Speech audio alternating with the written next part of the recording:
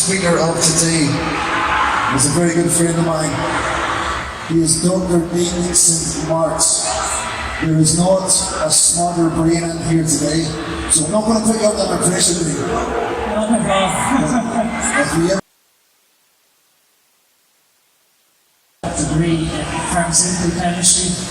I'm one of the educators on Jordan Peters straight at jp.com, so you may know me from that website. So what I'm going to talk about today is two areas of medicine. Conventional medicine, which is modern day medicine, and the other approach to it, which is known as functional medicine. Then I'm going to go into a new area which I believe should be the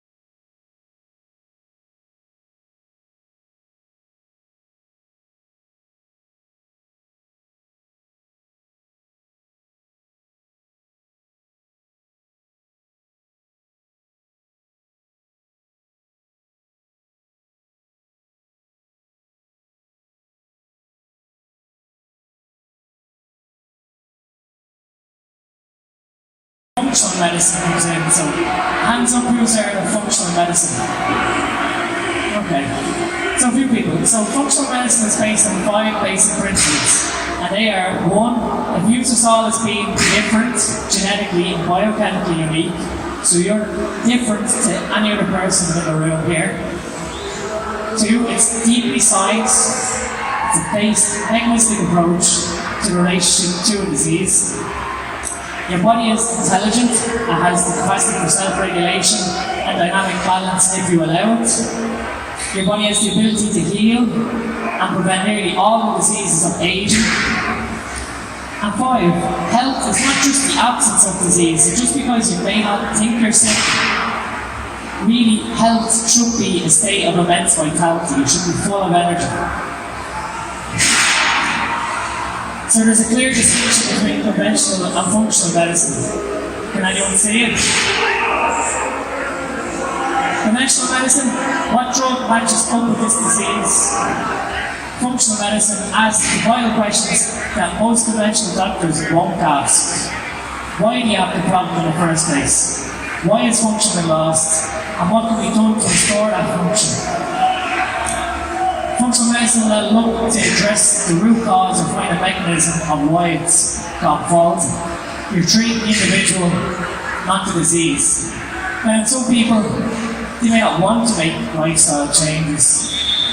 Popping pills might seem a much far simpler approach to addressing a disease rather than actually getting to the root cause. So again, it falls on the individual. Now, modern drug discovery and its flaws. So if we look at how drugs are discovered, we basically have pharmaceutical companies that generate large compound libraries. So they've done their research and isolate all these compounds. And then you have a computer algorithm that runs through all the possible lock and key combinations for that compound to match the target. So again, which compound will have selectivity for the given target, and then from that we'll optimize those potential compounds. So we want to make them bind well to the target. We'll have good selectivity, so we reduce side effects, potency, metabolic stability, and oral bioavailability, because no one wants to really ultimately inject anything. So more patient compliance. So if we look here, drug discovery is a capital-intensive process. So we look here, this is 2014, all the top pharmaceutical companies spending 1.7 times more on marketing and research, on sales and marketing than research and development. So it really goes to show where their best interests lie, unfortunately. And again, this is all driven by, if you didn't know, most pharmaceutical companies only have a 20-year period to gain back the money which they invest into compounds.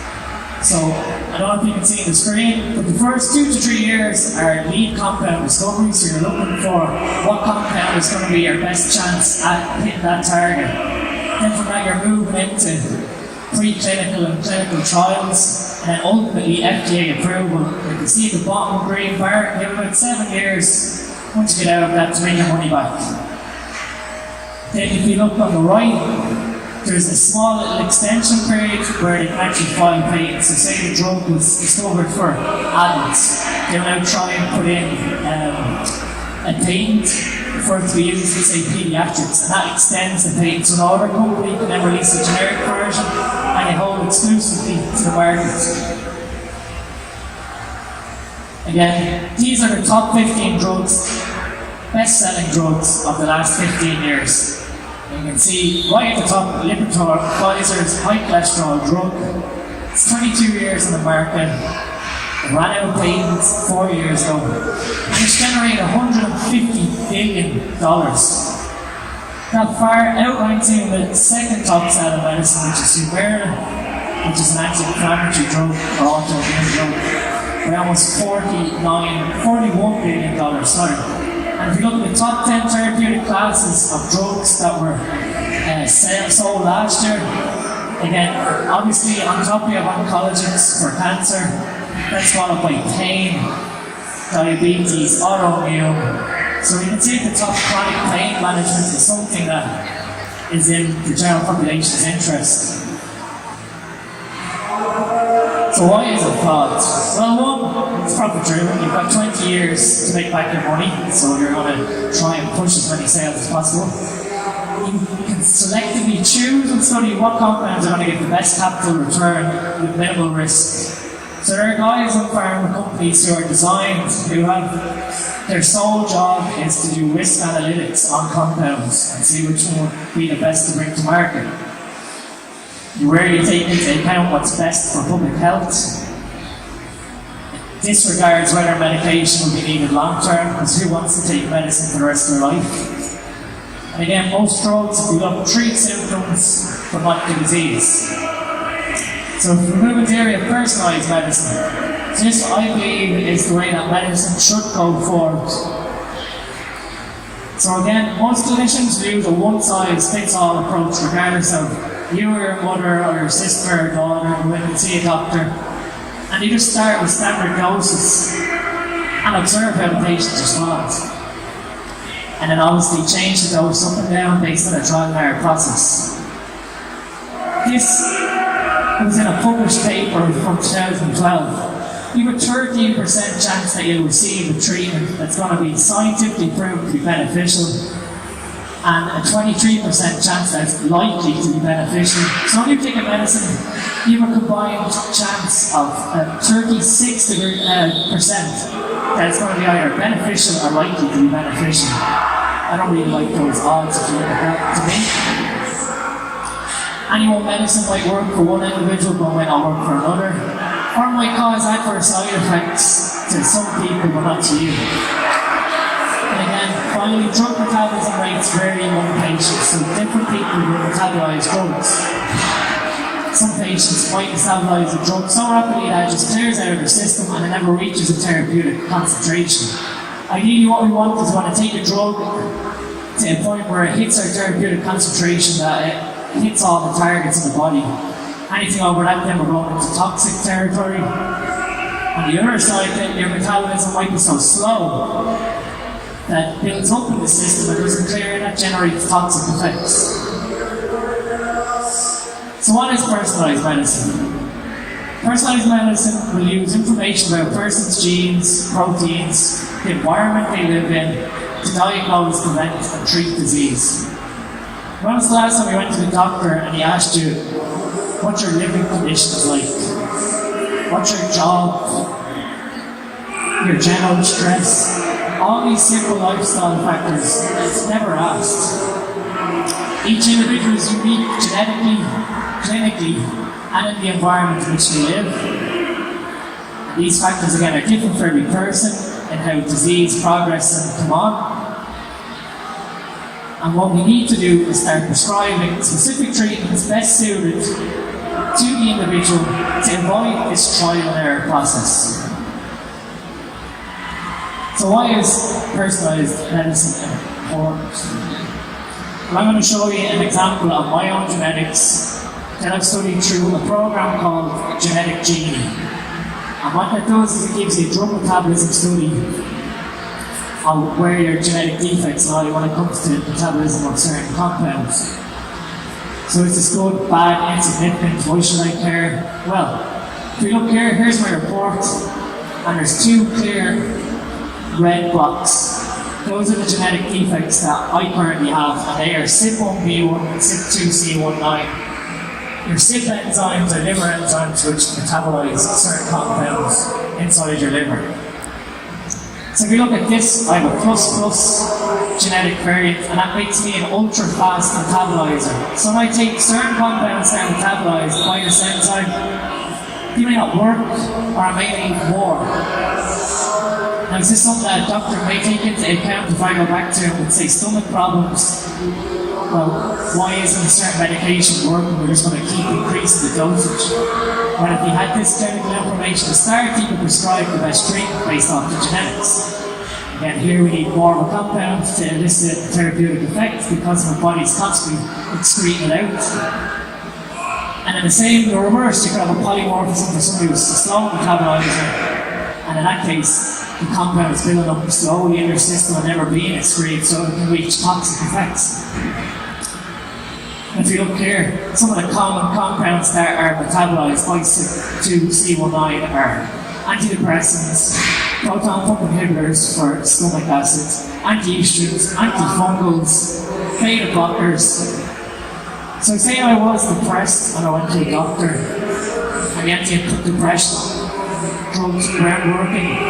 Do you think he's going to take into account that there could be a possible mechanism behind that driver because I have this genetic defect, basically?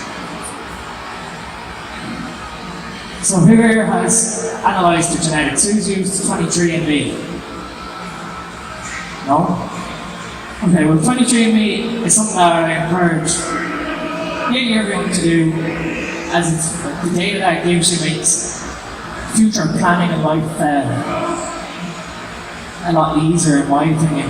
However, the new version 5 chip that 23andMe use currently, they remove key genes such as MAOA, MAOB, so it's a little difficult to figure out your risk to depression now that those genes have been removed. So once you get this raw data from 23andMe, there's several different programs which will analyse your genetics for you. So we have strategy, so that'll help you understand how your genes are affected by your lifestyle, diet, environment. And what it does is it gives you different pathways in the body and how your genes feed into that. So I'll show a couple of examples of that later on in the talk. Then we have Promethease. Promethease is basically like an encyclopedia that runs your genetics through it and gives you all the scenarios based on the current literature of what defects you have. Now, the results can be overwhelming.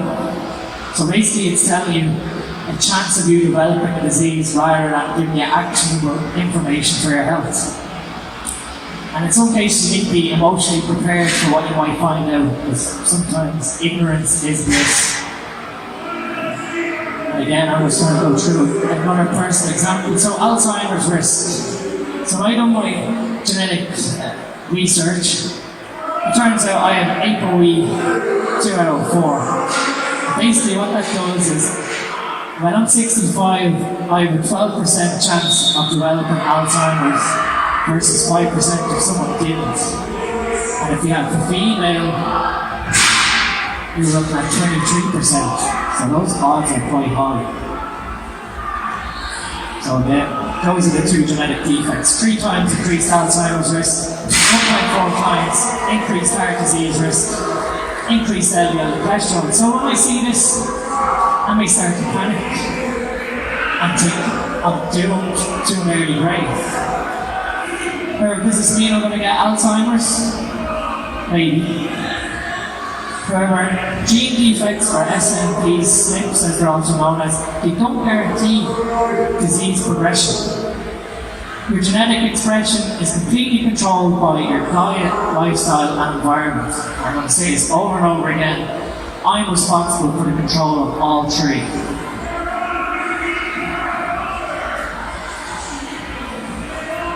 So we're going to look at how to address some common health problems. Because I believe that there are certain things that do not require medication once a logical thought process is put behind it. So what we're going to start off with is dyslipidemia and heart disease. So every year we have 3.9 million deaths in Europe from cardiovascular disease. And it accounts for over 45% of deaths in Europe. So that's quite a high statistic. So as we know, dyslipidemia is a group of disorders characterized by changes in plasma lipids. So basically, in easier term, increases in your cholesterol and your triglycerides, which you see in your blood tests. And for years, who else believes this, or has never seen what I'm going to show next? That heart disease begins with arteriosclerosis or clogging of your arteries. This paradigm is completely false. It's been proven to be false. Today, cardiovascular disease starts with damage to the endothelium inside your artery. So you end up forming a microscopic scratch. And then that little scratch leads into an inflammatory response, which then generates plaque. So this is from a paper by a well-known MD in America. I'm not sure if you can see it too well on the screen, but this was his research based on how he thinks arteriosclerosis plaque forms. So if we look, we have a damaged endothelial cell, and from that, white blood cells run into the endothelium to dampen that immune response. Then we have small, dense LDL. These are nasty. These are able to slip in between the cells of the endothelium and pass out the artery and into the endothelium. Once those white blood cells come into the endothelium, they develop an appetite for bad cholesterol. And they generate what's known as a foam cell. And that foam cell then aggregates, they all come together and form a plaque. And that plaque generally forms like a scab inside your artery and it bulges out. It comes to a point then where certain conditions, stress, ruptures that scab. And all that plaque floats out into your artery. Again, another immune response occurs. We have platelets aggregate, you form a blood clot, and that's how a heart attack occurs. So most doctors talk in a manner of dodging 5 bullets. So when we look at heart disease, we want to reduce the elevated cholesterol risk, high blood pressure, diabetes, obesity, smoking. However, it's quite flawed and it doesn't really underlie why you may have oxidation of bad cholesterol. So we need to change this to a modern paradigm of 7 pathways, and they are inflammation, inflammation of the body, oxidative stress, so reduce oxidative stress so that we don't form oxidized bad cholesterol. Vascular autoimmunity, where you may have issues with your white blood cells attacking your own body. Dyslipidemia or elevated cholesterol, so that may be from genetics. Blood pressure, blood sugar, elevated blood pressure, elevated blood sugar, and obesity, increased body fat, all feeding back into inflammation. So the conventional treatments of how we look at heart disease: one, we have statins. They inhibit an enzyme which lowers LDL synthesis in your liver, so you make less. 2, we have bile acid sequestrants. What they do is they prevent bile from being reabsorbed, so your body excretes cholesterol out of the body. And then 3, you have fibrates, and they activate this PPAR receptor, which basically ultimately controls how you metabolize fat. However, when we move into a functional method of treating dyslipidemia, first of all we deal with inflammation, then oxidative stress, then cholesterol, blood pressure, blood sugar. So how can we look at inflammation in the body? You may have gotten blood tests and seen the Mart or HSC or P, so that is a liver inflammation marker. It gives a current state of how inflamed your body is. what we need to do also is look at chronic periodontal disease. So, who's gone to the dentist in the last year? Okay. If you haven't, go. Gum disease is one of the main sources of inflammation in your body. Same thing goes for stomach ulcers and opportunistic infections within your lower GI tract, like parasites and small intestinal bacterial overgrowth. So what you can do to lower inflammation, here's one of the natural ways. So I'm going to share with you tips here. So one, we have a compound Boswellia that blocks inflammatory enzyme called 5-LOX. We have curcumin, CoQ10. All three of them look to reduce inflammation within the body. Then on top of that, we go to town. We can add omega-3 fatty acids, which feed into pro-anti-inflammatory compounds. So a lot of people don't achieve this amount of fish oil in their diet. You need between 3 to 4 grams of EPA and DHA per day. So taking 2 fish oil capsules a day isn't going to cut it. And that can be combined with gamma-linolenic acid, which is an omega-6 fatty acid, and that lowers prostaglandin E levels, which suppresses immune inflammation. So again, we're looking there at 1.5 to 2 grams per day. Finally, antioxidants, vitamin D and vitamin K. If you take vitamin D, I highly suggest that you take vitamin K along with it. Vitamin K encourages the reabsorption of calcium back into bone. Again, calcium deposits are another reason for arteriosclerosis. And we have oxidative stress. So we all are familiar with HDL and good cholesterol. HDL's job is to protect us against oxidation. So when LDL cholesterol gets oxidized, it becomes sticky. So you can think of that old logic of, oh, it sticks to the arteries. And what's happened really is we have a reduced intake of antioxidants in the diet, and we're ingesting more oxidized foods, hydrogenated oils, fatty foods basically. And the other thing that silently shows if you have an oxidative issue in your body is you'll have high levels of iron and ferritin. So there's something to keep an eye on in your blood tests. So how can we treat naturally oxidative stress? So two, we want to support the body's own antioxidants there: alpha-lipoic acid, CoQ10, glutathione, and melatonin. Those are the 4 most important antioxidants within your body. Then we look at an antioxidant-rich diet: beans, blueberries, artichoke. Then we look at these compounds: allicin, or ascardic, transresveratrol, niacin, selenium, and EGCG, which is green tea extract. So all of them address your antioxidant needs and reduce your susceptibility to oxidize and LDL. And that's something that I would urge you to take control of. Then obviously we have elevated cholesterol. So having elevated cholesterol isn't a sure sign that you're going to develop or have a heart attack. We need to take into account HDL, LDL, and VLDL, which is very low density lipoprotein. And who's aware that LDL exists in 2 particles, either large or small?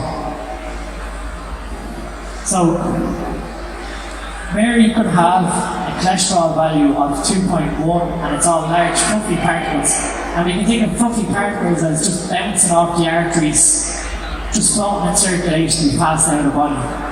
It's when we form small, dense LDL particles, which you see, those are the nasty ones that slip into the endothelium and generate that inflammatory response. So how can we reduce cholesterol naturally? Well, obviously, reduce our trans fatty acid intake, so avoid hydrogenated fatty acid foods. Again, supplement omega-3s, GLA. And then again, EGCG, niacin, pantidine, and transresveratrol. So you can see how we can take the same compound to deal with several different pathways of disease. When we get to blood pressure, so some people may take diuretics, beta blockers, and they have side effects themselves. One of the side effects of beta blockers is they can increase your cholesterol, they can increase your insulin resistance. So they might be helpful, but they might not always be the best response. And if you think about it, rising pressure inside the artery is pushing out the artery. Again, it's going to cause a susceptibility to that plaque rupture. So again, we want to keep blood pressure low. How can we do that naturally? You have cacao or cocoa, so I'm sure everyone here loves chocolate. Polyphenols and flavonols, they increase nitric oxide production and dilate your blood vessels. You can take hawthorn, allicin again, or there's garlic, sesame seed oil. That's a great vasodilator that food you know about. Ensure sufficient hydration. Then if it comes to a closed stop, carditone is a natural beta blocker. It's a natural reservoir compound, and that will lower blood pressure. So you may see people taking carditone. But again, just because it's a natural compound, it is very potent as well, so we need to take that into account. And then obviously a lot of people don't utilise this enough day-to-day nasal breathing. So pay attention just right now to how you're breathing. Are you breathing predominantly through your nose? Are you breathing predominantly through your mouth? And that's another simple way to lower blood pressure about 4 to 5 points. And then the fifth one, blood sugar. So elevated blood glucose leads to elevated triglycerides, and that's the direct blood fat in our body. So we want an optimal fasting blood glucose of 4.4, and for every 0.1 millimolar increase over 4.4, you're an increased 1% risk of CVD. So if yours is at 7, you're looking at 15%. You can monitor your insulin level and your HbA1c, so these are two markers you get in a blood test. Your HbA1c will give you an idea of your blood glucose over a 3-month period, because it's how much glucose is bound to your red blood cells. So while a glucometer might give you a reading of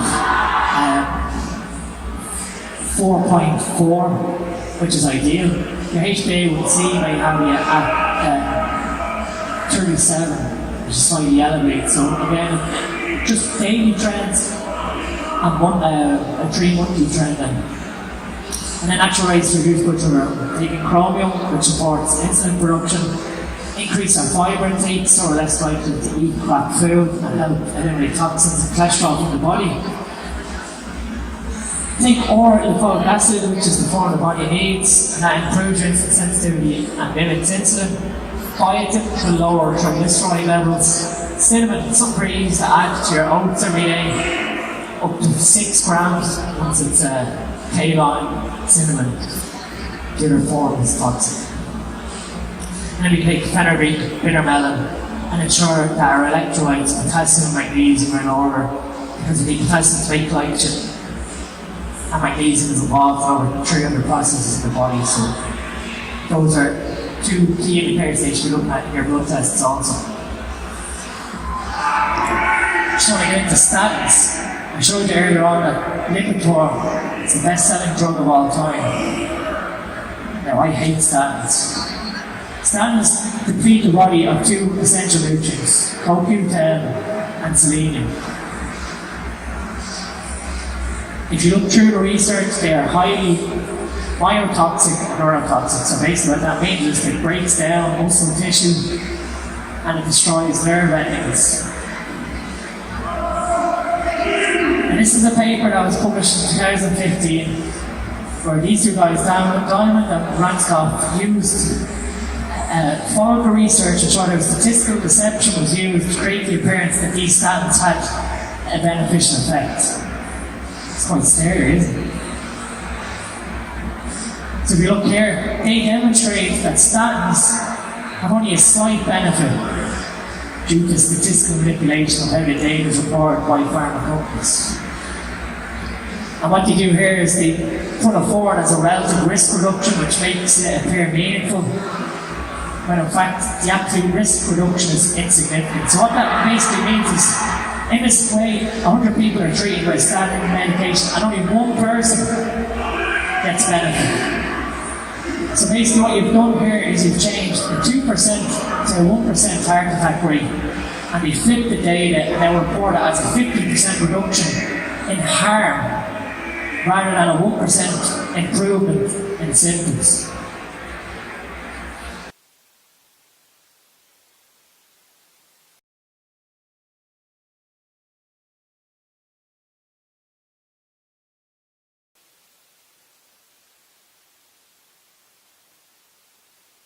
about $150 billion from liquid sales alone to date. And I've just shown you 5 different pathways that you can take that into account rather than rely on these toxic drugs.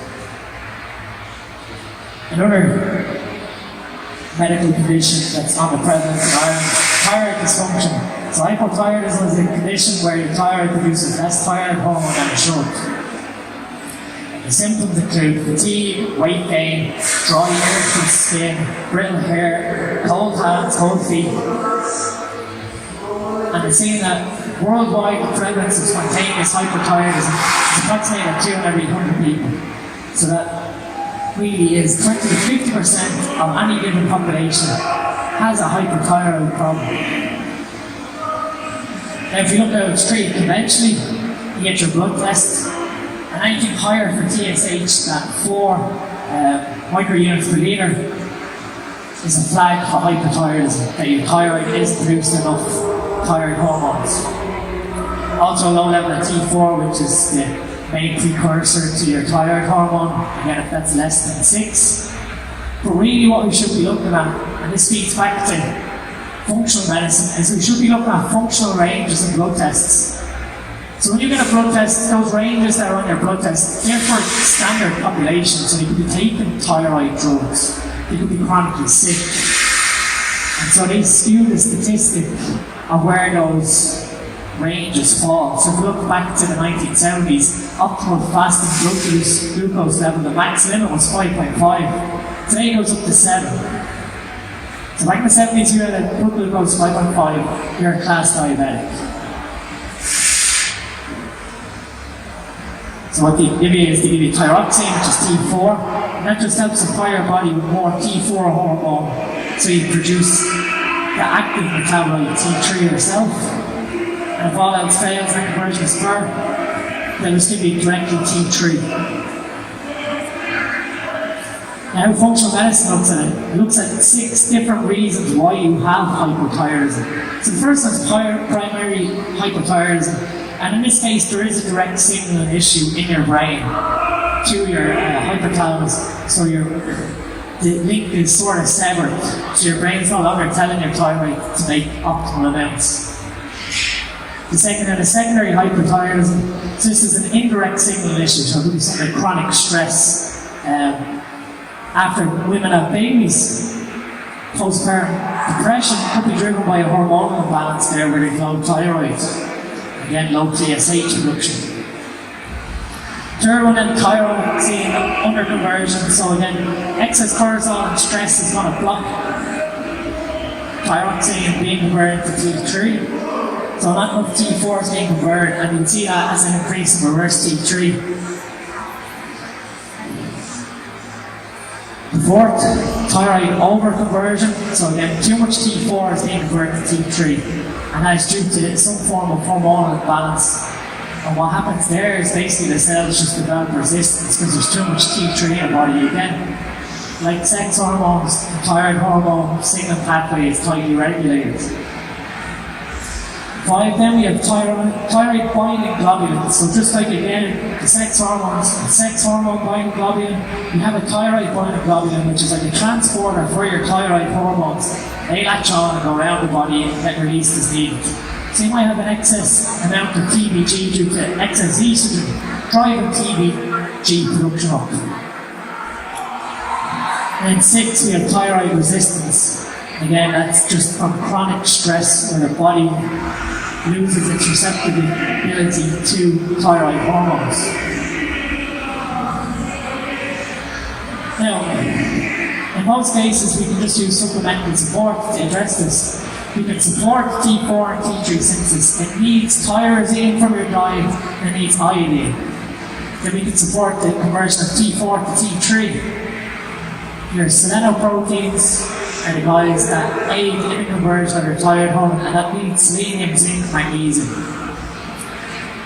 If your liver isn't detoxing correctly, if you have extra estrogen, again, we've seen that it's going to drive TBG up, so we can look at supplementing like glutathione, N-acetylcysteine, and calcium D-glucarate. We can look to try and adapt to stress or lower the response of the adrenal gland by supplementing the likes of ashwagandha, rhodiola rosea, and if needed, desperately, pregnenolone. And then we need to support the gut. A lot of people don't realise 20% of your inactive thyroid hormone is converted in your gut. So taking antibiotics, taking in environmental toxins that destroy that gut flora, you're lowering this conversion.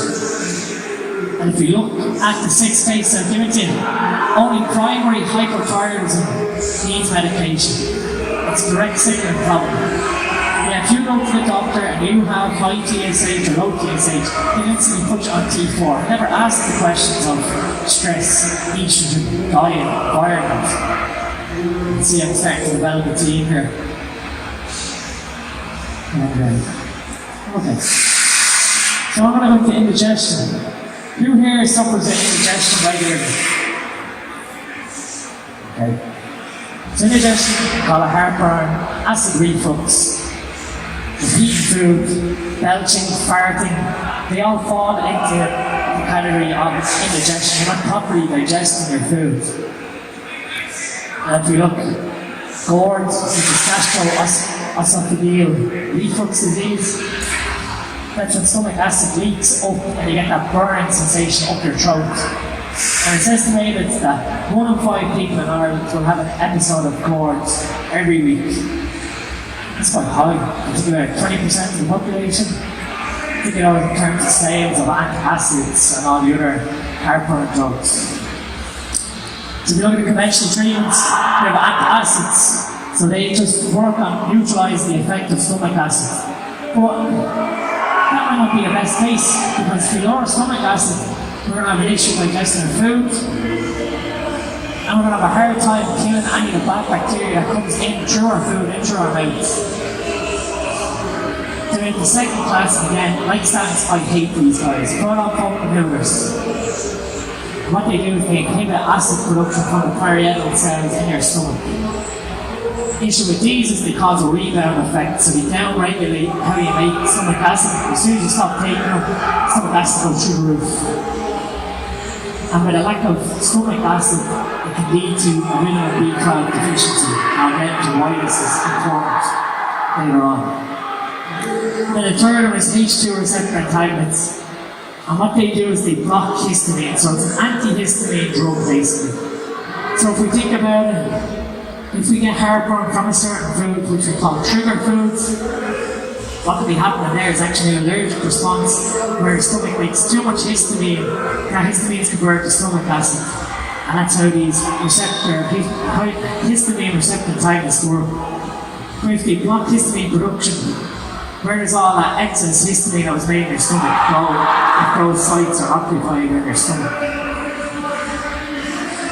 So functional medicine approach again, obviously, trigger food elimination, so avoid high fat, bitters, citrus, spices, and for me, bananas. Bananas ruin me because they're quite a bad allergic response to get severe heartburn. So I have to avoid bananas, unfortunately. Address low stomach acid. So how many would you be aware that your heartburn can actually be caused by low stomach acid? So the food that's in your stomach currently is rotting and causing reflux. I'd estimate that over half the population have low stomach acid issues. So what you can do there is make sure you properly trigger your food, and if needed you can supplement with protein HCl. Protein HCl will provide natural HCl to your stomach. So if you are following a bodybuilding diet and you're finding digesting protein an issue, start supplementing with protein HCl and pepsin. Those two will help you break down the protein. Third one, kill opportunist infections. This feeds back into heart disease. So H. pylori, which causes stomach ulcers, that's an opportunistic infection. Now what's quite scary is that 1 in 2 of us in this room has that within our stomach. When it gets the chance to proliferate, it will, and it's contagious.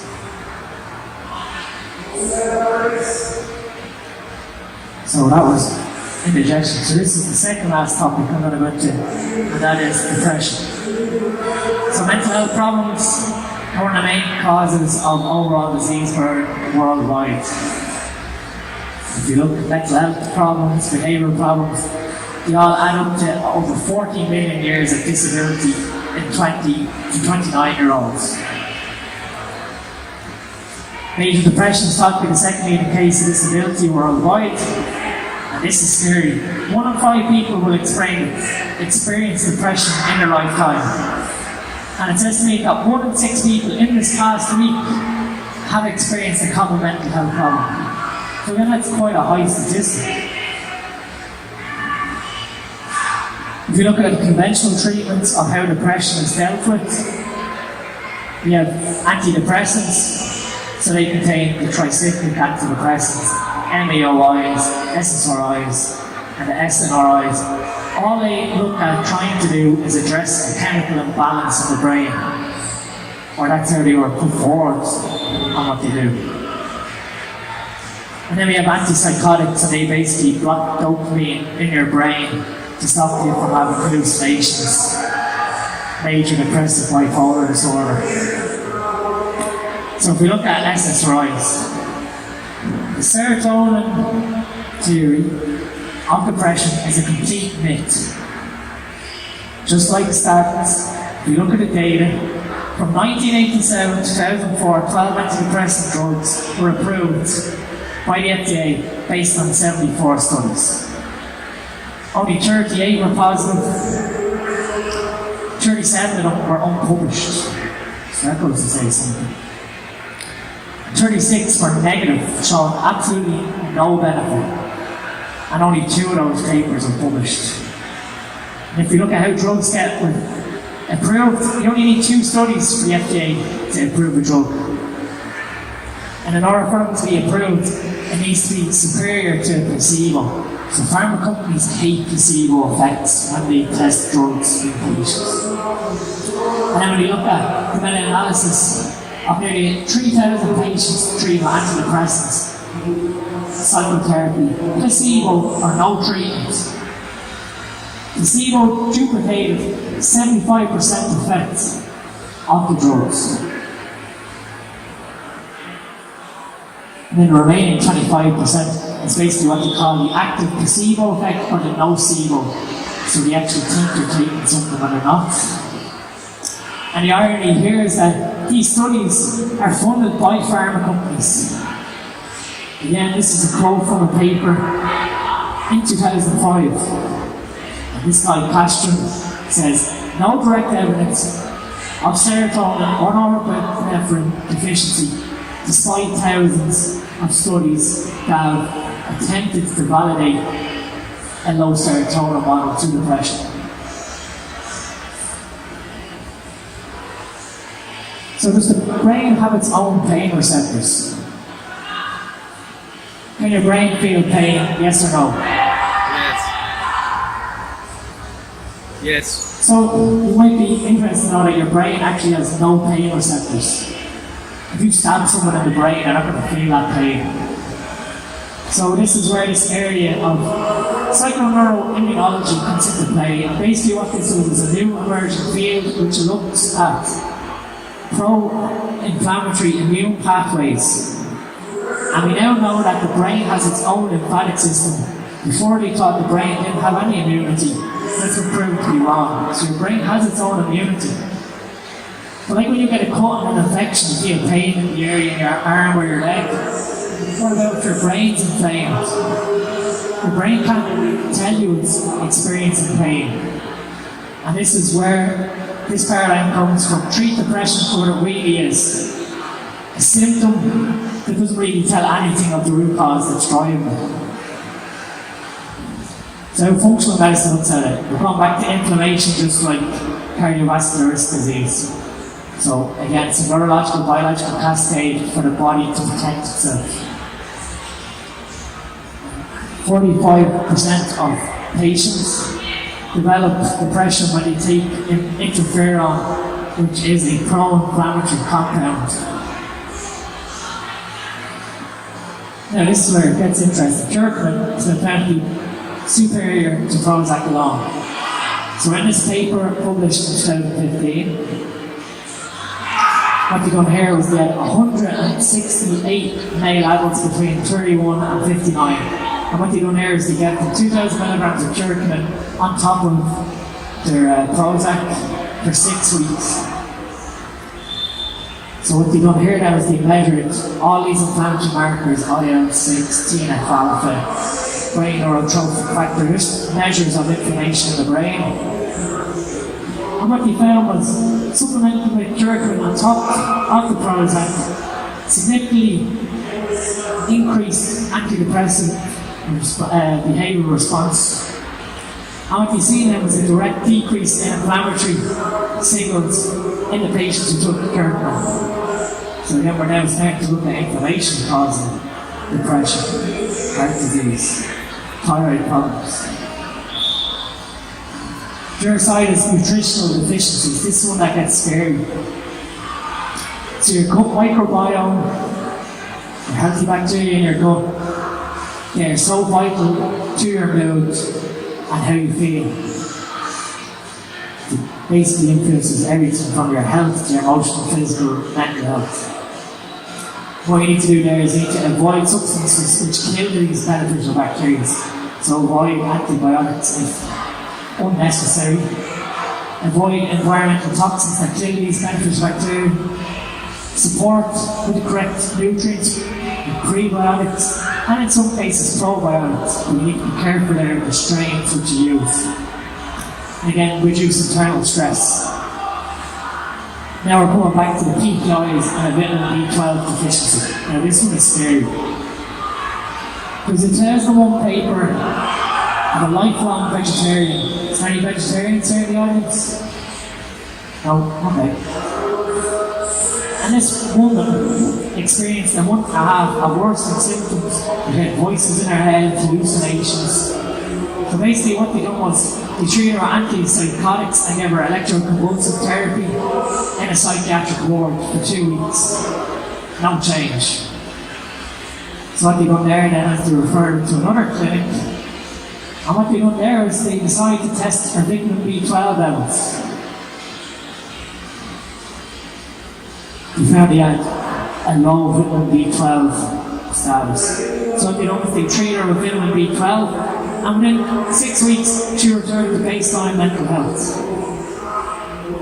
So vitamin B12 is very important for myelin production, which allows the sheath of your nerves, and it's essential for methylation and keeping homocysteine levels low. So that's for your DNA repair. So you can see again that feeds into inflammation. Then we can have genetic issues. We all feed back to the genetics. Unfortunately, like I said, and I don't like conspiracies, but the new 23andMe test doesn't give you information on MAOA. And I'm going to show you a pathway here from strategy. So this is quite complicated. Actually, I'll come down so I can talk about it.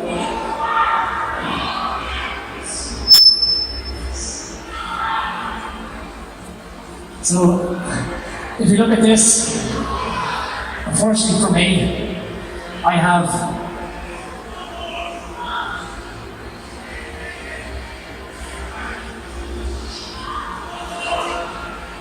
an MAOA genetic defect.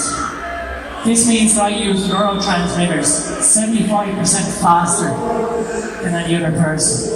So again, I'm at risk of developing depression by knowing my genetics. But when we look at this complicated diagram, you can see here,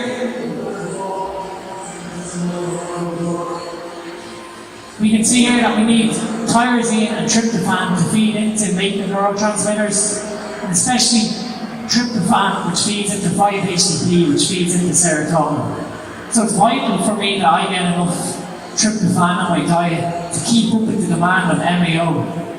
And that's why sometimes when I get very stressed, I get very irritable. And that's because this enzyme trying to overdrive, pushing all the serotonin out of my body. So that's why a high protein diet becomes essential for someone who has this fast MAOA enzyme. And unfortunately, like I said, you won't get that information from the new 23andMe test, so I hang off until that goes back in and hopefully the next version checked. And then you have fast or slow COMT, and that's an enzyme that deals with clearing neurotransmitters out of your brain. So if you have a slow COMT, your neurotransmitters just sit in your brain. So you have high dopamine, high adrenaline, and that can have you all riled up and violent basically. So we need to again support COMT, support MAOA. And I'm going to dive into this. It's not only depression it deals with, it also looks into sleep. In 5 minutes. Sleep. You realize the issue is sleeping. Right. So insomnia, we all know, is difficulty in either initiating, which is falling asleep, or maintaining sleep, and that's staying asleep. And we know that that will decrease the quantity and the quality of our sleep. Lack of sleep can cause problems during the day, you all know that. We've all experienced slumps where we get complications in thinking clearly, staying focused, lack of productivity, not feeling by your own mood, and just an overall depressed feeling. And if we look, generally it's caused by either an acute stressor, so we have either stress at work or an interpersonal conflict where you're arguing with someone. They normally trigger acute insomnia. Or the other side is difficulty in relaxing the mind, the hyperarousal to insomnia. So who else just lies in bed at night having like thoughts just race through their heads? Just not true. So what we need to do there is support the brain and how it clears these neurotransmitters. This is from the Journal of Sleep Research. It's from 2017, and it shows that 5.86% of the UK diagnosed with insomnia in 2012. So again, it's quite significant. 6 in every 100 people suffer from insomnia. So what are the conventional treatments for sleep? So we have cognitive behavioural therapy. And what that does is it's looking at your sleep hygiene, relaxation training, being able to relax your mind, stimulus control therapy, which again is looking at your sleep environment. Are you sleeping in a dark room, a quiet room, no distractions? The second one then is pharmacological intervention. So we're getting now moving into quite harsh methods of treatment, benzodiazepines and antidepressants. Again, they can only be used for less than 4 weeks. Otherwise, it starts to remodel how your brain thinks. Then we have the likes of antihistamines, which are over-the-counter, sleeping tablets, antipsychotics, and a supplement melatonin. But they're not recommended medically. And then normally, once you stop taking them, insomnia returns. So in my opinion, they're useless.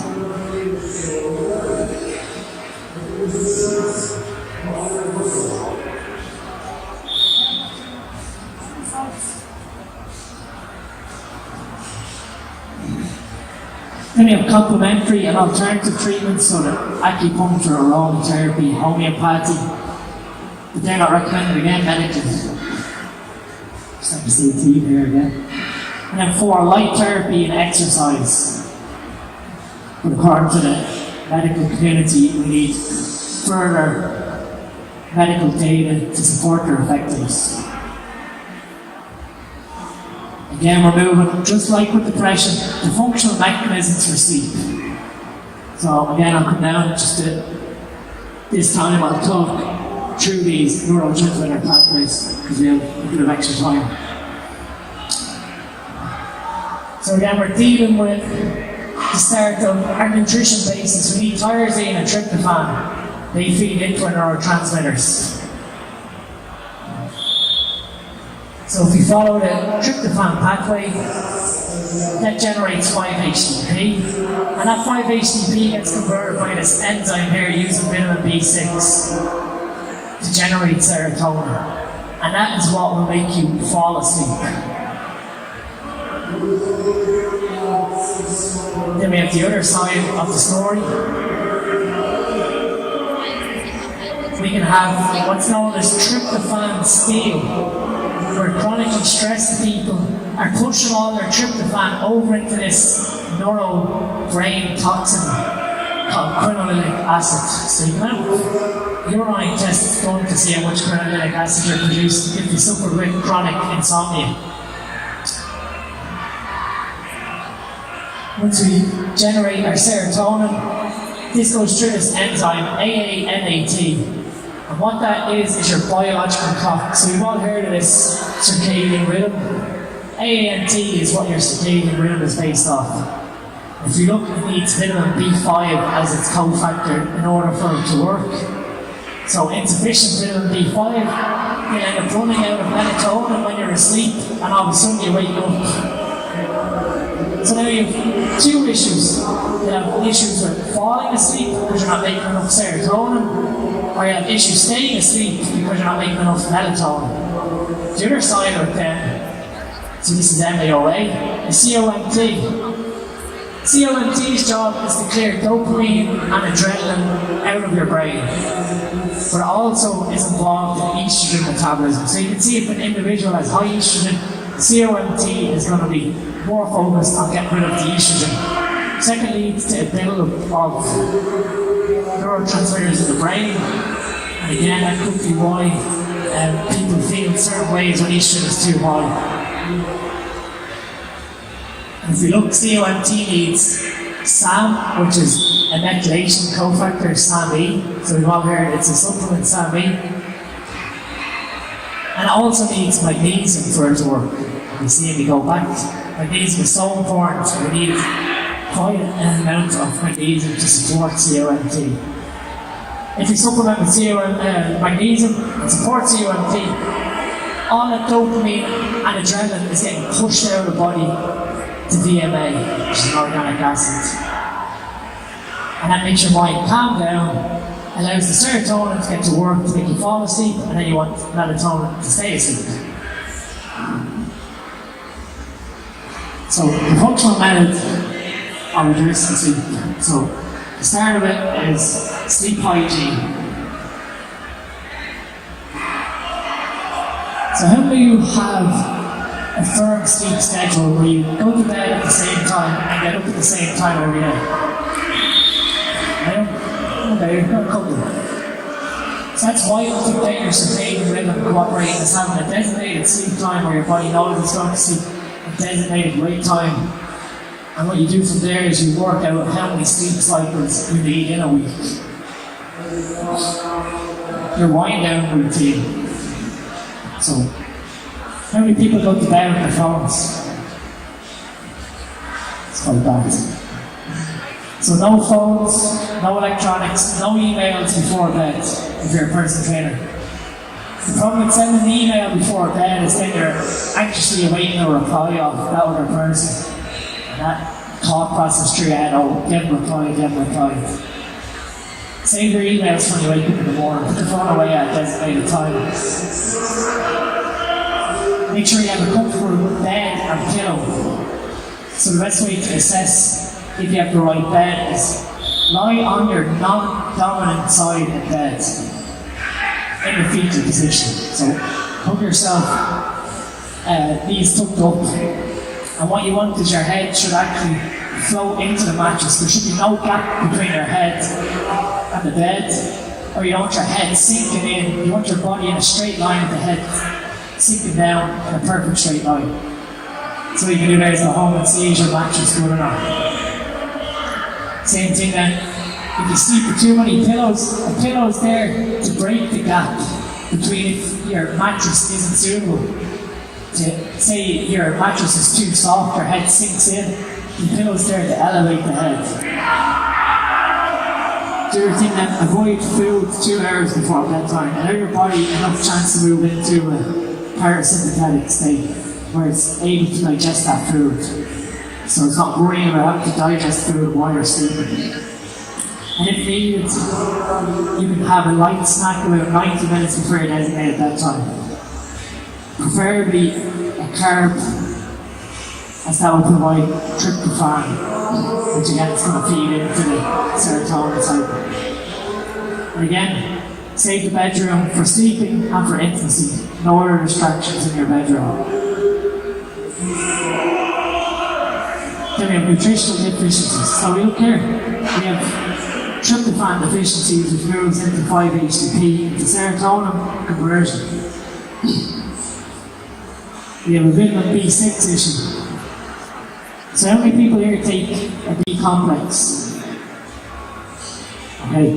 Have you ever looked at the ingredients on the back of the B complex? So B vitamins need to be phosphorylated in the body for them to be useful. So if you're taking a B complex as pyridoxine, as the B vitamin, then your body needs to phosphorylate that in order for it to be used. So bypass that and start taking pyridoxine 5-phosphate, which is the active form of vitamin B6. And we see there that aids serotonin production, so you fall asleep.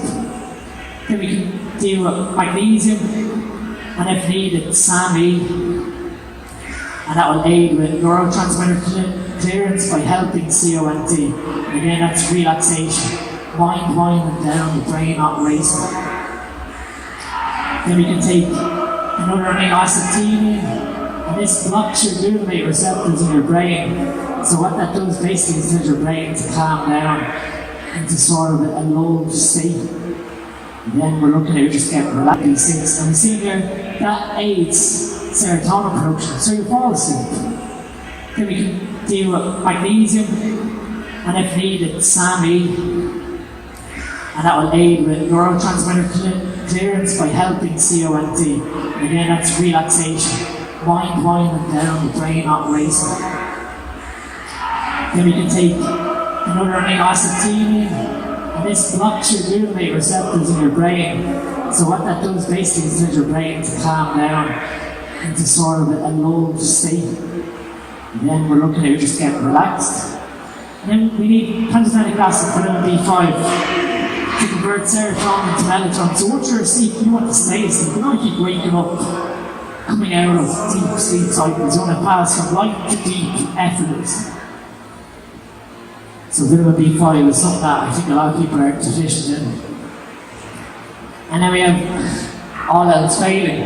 You can directly supplement with melatonin to keep you asleep. But you need to respect that that is a hormone in your body, so you don't want to develop dependency on it. You want to address, like I keep saying from the start, the root cause, why you're not making enough melatonin, rather than masking the symptom. And again, genetic issues, fast, slow COMT, or fast, slow MAOA. So again, if you go to your doctor, this is a bit of information that he's unaware of. I know myself personally now. So I'm able to make conscious decisions to help increase my sleep quality without needing sleeping tablets. So that's the end of my talk. Thank you for everyone who sat through it. I really appreciate it. If you have any questions, fire away.